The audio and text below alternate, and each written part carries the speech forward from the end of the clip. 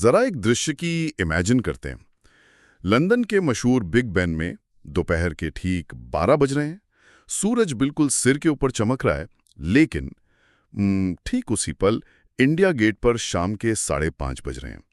आसमान में हल्की लालिमा छाने लगी है। दफ्तरों से घर लौटने वालों की भीड़ शुरू हो गई है। एक ही दुनिया है, एक ही पल है, लेकिन घड़ियां बिल्कुल अलग अलग कहानियां बयां कर रही हैं। हाँ, और हम अक्सर कहते भी है ना कि समय किसी का इंतजार नहीं करता, लेकिन इंसानों ने समय जैसी इस अदृश्य चीज को नापना कैसे शुरू किया? मतलब उसे एक ग्लोबल नियम में कैसे बांधा? बिल्कुल। और आज के इस डीप डाइव में हम इसी विषय की गहराइयों में जाने वाले हैं। हमारे पास जो आज का सोर्स मटेरियल है, जो प्रेजेंटेशन है, वो इसी टाइम जोन और ग्लोबल स्टैंडर्ड्स के इर्द गिर्द घूमता है। हम रेलवे टाइम की अराजकता से लेकर आज के एटॉमिक टाइम तक का सफर तय करेंगे। और ये सिर्फ घड़ियों का विज्ञान नहीं है। देखिए, ये वो बुनियादी ढांचा है जो हमारी पूरी दुनिया को चलाता है। प्रतियोगी परीक्षाओं की तैयारी कर रहे छात्रों के लिए या फिर किसी भी जिज्ञासु दिमाग के लिए ये समझना बहुत ज़रूरी है कि जीएमटी, आईएसटी, यूटीसी ये सब सिर्फ रटने वाले फैक्ट्स नहीं है, इनके पीछे एक पूरी कहानी है। तो चलिए इस कहानी की शुरुआत वहां से करते हैं जब दुनिया में समय को लेकर भारी कंफ्यूजन था।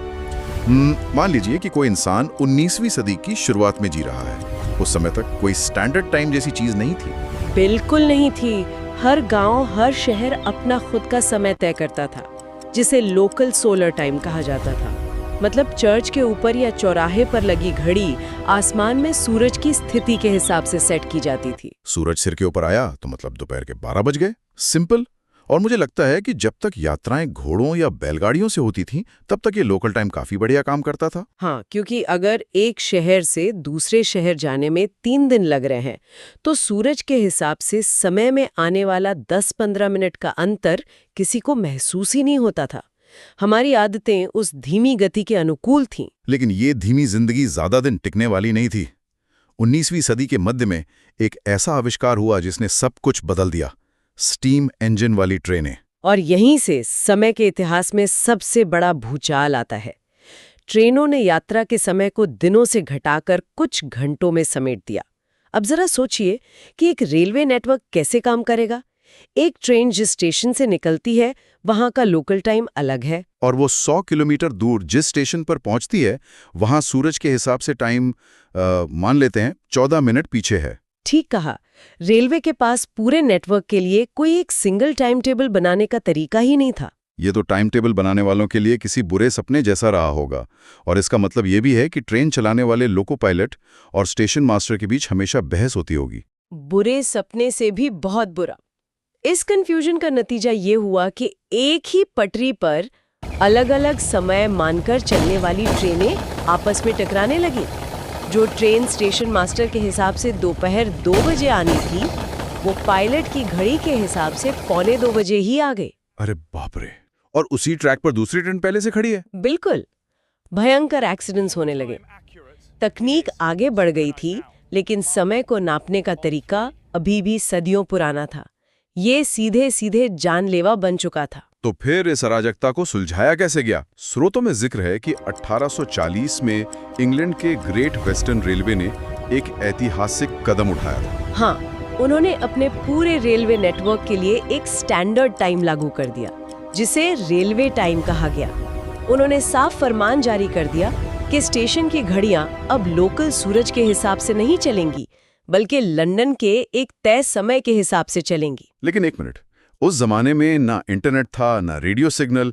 एक शहर से दूसरे शहर तक घड़ियों को एक ही समय पर सेट कैसे किया गया? अपने समय को एक जगह से दूसरी जगह ट्रांसफर करने का काम किया। अच्छा, तो मतलब तारों के जरिए सिग्नल भेजे जाते थे? एकदम सही। लंदन की मास्टर क्लॉक से टेलीग्राफ तारों के जरिए एक इलेक्ट्रिक पल्स भेजी जाती थी। जैसे ही मास्टर क्लॉक में 12 बजते, एक सिग्नल तार से दौड़ता और मीलों दूर स्टेशन की घड़ी की सुई को खींचकर ठीक 12 पर सेट कर देता। ये तो उस समय के हिसाब से किसी जादू से कम नहीं होगा। लेकिन ये व्यवस्था सिर्फ एक देश के भीतर थी। पूरी दुनिया के लिए तो अभी भी कंफ्यूजन बरकरार था, है ना? हाँ, क्योंकि 19वीं सदी के अंत तक समुद्री व्यापार बहुत तेजी से बढ़ रहा था। फ्रांस का अपना अलग प्राइम मेरिडियन था, अमेरिका का अलग। जब ग्लोबल स्तर पर यह कंफ्यूजन बर्दाश्त से बाहर हो गया, तब 1884 में वॉशिंगटन में एक बहुत बड़ी अंतर्राष्ट्रीय बैठक बुलाई गई, इंटरनेशनल मेरिडियन कॉन्फ्रेंस। और यहीं से पूरी पृथ्वी को टुकड़ों में बांटने का गणित शुरू होता है। इस कॉन्फ्रेंस ने दुनिया को 15-15 डिग्री के 24 टाइम जोन्स में बांट दिया। और ये 15 डिग्री का गणित बहुत ही शानदार है। एग्जाम की तैयारी करने वालों के लिए ये एक बहुत क्रूशल कॉन्सेप्ट है। देखिए, पृथ्वी एक गोल आकार है, यानी 360 डिग्री, और ये अपनी धुरी पर एक पूरा चक्कर लगाने में 24 घंटे का समय लेती है। तो अगर हम 360 को 24 से भाग दें तो जवाब 15 आता है। बिल्कुल। इसका सीधा सा अर्थ ये है कि पृथ्वी हर एक घंटे में 15 डिग्री घूमती है। इसलिए हर 15 डिग्री लॉन्गिट्यूड पार करने पर समय में ठीक 1 घंटे का बदलाव आ जाता है। क्या बात है। और इस कॉन्फ्रेंस में ये भी तय किया गया कि इन 24 टाइम जोन्स की शुरुआत कहां से होगी। उस समय ब्रिटिश नौसेना का दबदबा था, इसलिए लंदन के ग्रीनविच वेधशाला से गुजरने वाली रेखा को 0 डिग्री लॉन्गिट्यूड मान लिया गया, जिसे हम आज GMT या ग्रीनविच मीन टाइम कहते हैं। आज भी दुनिया का एविएशन और नेविगेशन इसी बेसलाइन पर काम करता है। चलिए अब इस गणित को भारत के परिप्रेक्ष्य में रखकर देखते हैं।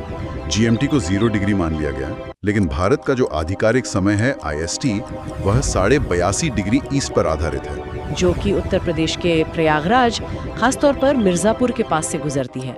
अब यहाँ एक छोटी सी मेमोरी ट्रिक लगाते हैं। अगर 82.5 को 15 से भाग दे तो क्या आएगा? 15 को 5 से गुणा करें तो 75 आता है, यानी 5 घंटे। बचे 7.5 डिग्री, जो 15 का आधा है, यानी आधा घंटा। कुल मिलाकर ठीक 5.5 घंटे। एकदम परफेक्ट। ये कैलकुलेशन साफ कर देती है कि भारत का समय ग्रीनविच से 5.5 घंटे आगे क्यों है। चूंकि पृथ्वी पश्चिम से पूर्व की ओर घूमती है और भारत ग्रीनविच से पूर्व यानी ईस्ट में है, इसलिए हमारे यहाँ सूर्योदय पहले होता है। मतलब जब लंदन में लोग सुबह की चाय पी रहे होते हैं, तब भारत में लंच का टाइम हो रहा होता है। और एक दिलचस्प बात यह भी है कि भारत के दक्षिण में जो श्रीलंका है, वह भी भौगोलिक रूप से इसी 82.5 डिग्री देशांतर के करीब है। हाँ, इसीलिए श्रीलंका भी IST का ही पालन करता है। और एक बात, जब हम टाइम जोन्स की बात करते हैं तो डे लाइट सेविंग टाइम या DST का भी जिक्र आता है, जो कि भारत में लागू नहीं होता। यूरोप और अमेरिका में लोग गर्मियों में घड़ियां 1 घंटा आगे कर लेते हैं ताकि दिन की रोशनी बच सके। बिल्कुल, लेकिन भारत भूमध्य रेखा यानी इक्वेटर के काफी करीब है, इसलिए हमारे यहाँ गर्मियों और सर्दियों में दिन की लंबाई में इतना बड़ा अंतर नहीं आता कि हमें अपनी घड़ियों से छेड़छाड़ करनी पड़े। लेकिन यहाँ एक सवाल है, क्या भारत में हमेशा से ये एक ही टाइम जोन यानी IST लागू था? इतिहास के पन्ने कुछ और ही कहानी बताते हैं। ब्रिटिश काल में इतने विशाल देश को किसी एक टाइम जोन में नहीं बांधा गया था। भारत में मुख्य रूप से 3 अलग-अलग टाइम जोन्स चला करते थे, बॉम्बे टाइम, कलकत्ता टाइम और मद्रास टाइम। एक ही देश में 3 टाइम जोन्स। ये तो वापस उसी रेलवे वाली कंफ्यूजन की तरफ ले जाता है। मतलब बॉम्बे से कलकत्ता मैसेज भेजने में तो भारी गणित लगाना पड़ता होगा। यह पूरी व्यवस्था ब्रिटिश व्यापारिक हितों के हिसाब से बनी थी। बॉम्बे का समय कलकत्ता से करीब 39 मिनट पीछे रहता था। हालांकि रेलवे ने अपने निर्बाध संचालन के लिए पूरे देश में मद्रास टाइम को अपना लिया था। तो फिर आज़ादी के बाद हमने ये एक स्टैंडर्ड टाइम क्यों चुना? 1947 में आज़ादी के बाद ये सिर्फ प्रशासन का मुद्दा नहीं था। एक नए आज़ाद मुल्क को एकता के सूत्र में बांधना था। कश्मीर से कन्याकुमारी तक सभी को एक राष्ट्र की भावना से जोड़ने के लिए एक स्टैंडर्ड टाइम चुना गया, जो कि पूरे देश के बीचों बीच से गुजरता है। राष्ट्रीय एकता का विचार तो बहुत सशक्त है, लेकिन मुझे यहाँ एक व्यावहारिक उलझन महसूस हो रही है। भारत पूर्व से पश्चिम तक लगभग 3000 किलोमीटर में फैला है। क्या इतने विशाल भूभाग के लिए सिर्फ एक टाइम जोन सही है? ये एक बहुत ही तार्किक बहस है जो दशकों से चल रही है। अगर हम नॉर्थ ईस्ट की तरफ देखें, जैसे असम या अरुणाचल प्रदेश, तो वहाँ का भूगोल उन्हें अलग स्थिति में डाल देता है। गर्मियों में वहाँ सुबह 4 बजे ही तेज धूप निकल आती है और शाम को 4 बजते बजते अंधेरा घिरने लगता है। लेकिन दफ्तर और स्कूल तो वही सुबह 9-10 बजे ही खुलेंगे। बिल्कुल। इस एक रूपता की भारी कीमत नॉर्थ ईस्ट के लोगों को चुकानी पड़ती है। सूरज निकलने के बाद भी वे 5 घंटे तक अपने दिन की शुरुआत नहीं कर पाते। दिन की रोशनी पूरी तरह बर्बाद हो जाती है। और शाम को दफ्तरों में बिजली जलाकर काम करना पड़ता है। ऊर्जा की भयंकर बर्बादी। और इंसानी शरीर की जो बायोलॉजिकल क्लॉक है, वो भी इस बेमेल समय के कारण बुरी तरह प्रभावित होती है। इसीलिए शायद असम के चाय बागानों में चाय बागान टाइम का इस्तेमाल होता है, जो IST से 1 घंटा आगे चलता है। सही कहा। उनकी मांग है कि भारत में कम से कम 2 टाइम जोन्स होने चाहिए। ये राष्ट्रीय एकता और भौगोलिक व्यावहारिकता के बीच संतुलन तलाशने वाली बात है। खैर, इतिहास और भूगोल की इन जटिलताओं से थोड़ा आगे बढ़ते हैं। जब भी भारत और समय की बात होती है तो उज्जैन का जिक्र जरूर आता है। अक्सर कहा जाता है कि प्राचीन काल में उज्जैन ही दुनिया का असली टाइम सेंटर था। यह एक ऐसे विषय है जहां हमें इतिहास और आधुनिक व्यवस्था के बीच का अंतर समझना होगा। प्राचीन भारतीय खगोल विज्ञान में उज्जैन का महत्व बहुत बड़ा था। भास्कराचार्य जैसे विद्वानों ने खगोलीय गणनाओं के लिए उज्जैन से गुजरने वाले देशांतर को प्राइम मेरिडियन माना था। यानी उन्होंने अपने गणितीय मॉडल के लिए उज्जैन को एक रेफरेंस पॉइंट बनाया था। हाँ, लेकिन जो मिथक अक्सर फैलाया जाता है वो ये है कि आधुनिक ग्लोबल टाइम जोन उज्जैन से ही तय होना चाहिए था। वास्तविकता ये है कि 19वीं सदी में पश्चिमी देशों का नेविगेशन सिस्टम पूरी दुनिया पर हावी हो चुका था। मतलब आधुनिक टाइम जोन किसी प्राचीन महानता का पैमाना नहीं है, बल्कि उस दौर के समुद्री व्यापार और नियंत्रण का नतीजा है। बिल्कुल। हमें अपने इतिहास पर गर्व होना चाहिए, लेकिन ग्लोबल मानकों के पीछे की वजहों को भी समझना चाहिए। सही कहा। अब अगर हम आज की आधुनिक वास्तविकता की बात करें तो मेरे पास एक ऐसा फैक्ट है जो दिमाग हिला देता है।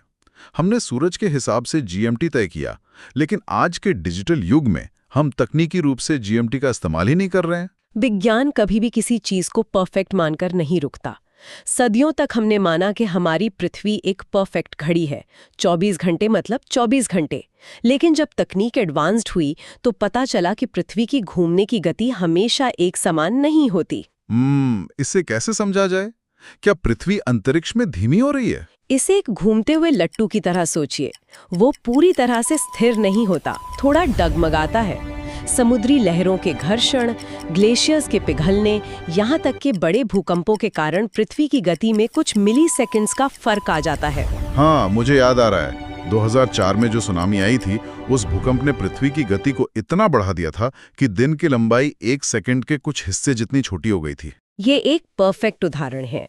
एक आम इंसान के लिए 1 मिलीसेकंड से कोई फर्क नहीं पड़ता, लेकिन आज GPS, इंटरनेट सर्वर और शेयर बाजार में होने वाले अरबों डॉलर के लेन देन माइक्रोसेकंड्स पर टिके हैं। अगर हमारी ग्लोबल घड़ी में 1 सेकंड के 1000वें हिस्से की भी अशुद्धि आ जाए तो पूरा सिस्टम क्रैश हो सकता है। बिल्कुल।